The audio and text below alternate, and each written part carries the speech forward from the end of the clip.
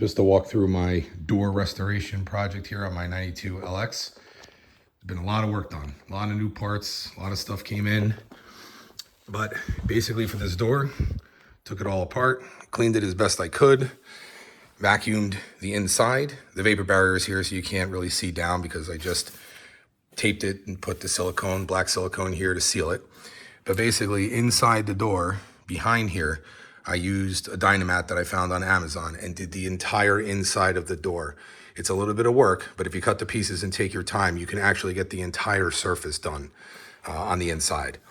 Put in new door lock actuators, changed the door lock tabs to black, put in a brand new window motor, cleaned the guides. The bushings were fine, just cleaned them really well, and then put on a graphite spray grease in there to make sure it was well lubricated so the windows go up and down.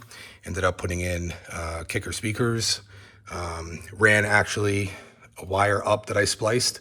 I'm going to mount these triangle plastic bezels there, and then I'm going to mount a set of tweeters from Kicker with an inline crossover.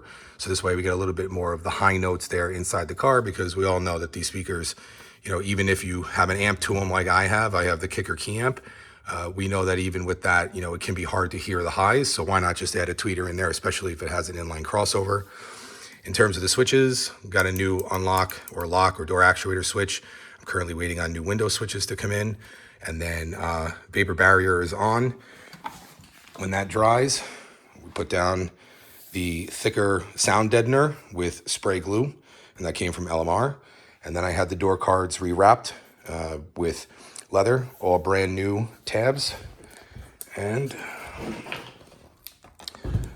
just finished putting together the door cards with the Fiddle Fart lower grills, matching the suede in here.